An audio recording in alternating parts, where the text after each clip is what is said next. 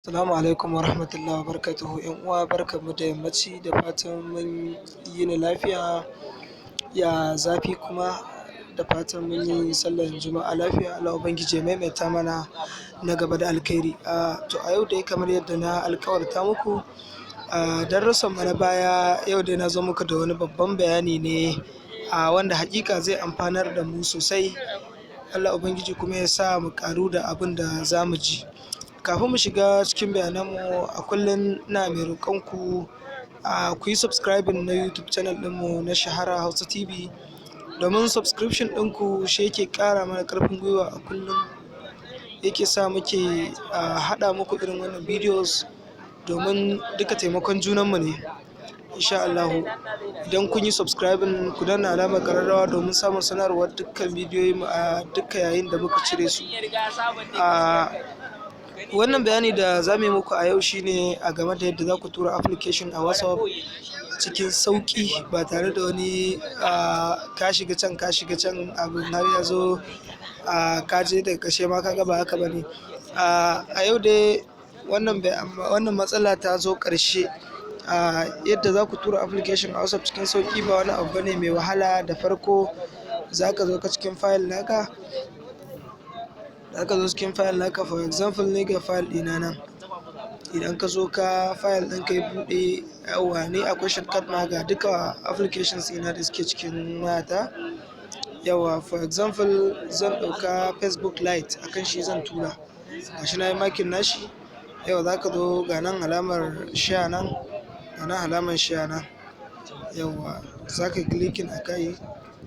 Idan ka yi clicking a kan alamar share, za ka zo ga nan WhatsApp naka, za ka yi ga nan WhatsApp. Wannan shine WhatsApp nan. In kuma wadda za ka yi sharing yana daga cikin friend ɗinka a nan sama, to shikenan babu damuwa, sai ka clicking a kai. Idan ya buɗe, ka gani gashi zan zaɓi wanda zan tura mai. Misali wannan zan tura mishi, na yi clicking a kai, ina turawa kawai. Yawwa, to kun ga yana tafiya. Yawwa, to kun ga alhamdulillah da ya zo shi kawai yana zuwa a receiving zai yi kawai, yana receiving ɗin shi kenan zai buɗe kamar ya downloading ɗin shi a Google Play Store a phone.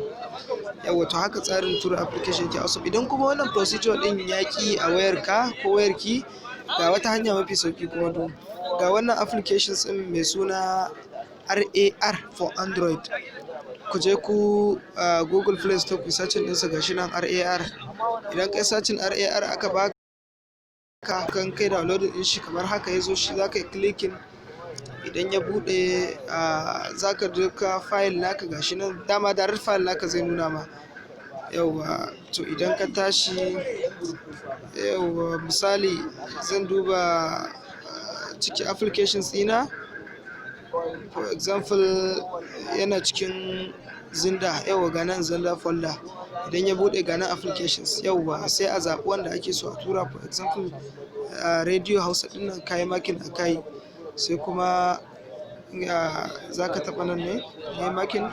Za ka zo ga nan menu icon, wannan ɗigo-ɗigo guda uku na sama na ɓarinka na dama. In ka taɓa haka za ka shiga send. Ka shiga send, gashi nan zai buɗe maka, sai ka taɓa WhatsApp. In ka taɓa WhatsApp zai nuna maka contacts ɗinka, gashi sai ka zaɓi wanda kake so. Ka searching za ka yi ga yadda za ka shiga kai searching, sai ka tura kamar yadda muka yi wancan. Alhamdulillah, wannan shine bayani a game da yadda za ku tura applications a wayoyinku na Android cikin sauƙi ba tare da wani ciwon kai ba. Mun gode.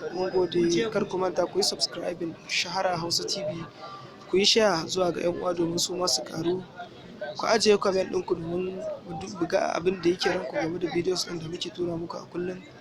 Mun gode, sai kun ji mu da wani saƙon. Masha Allah.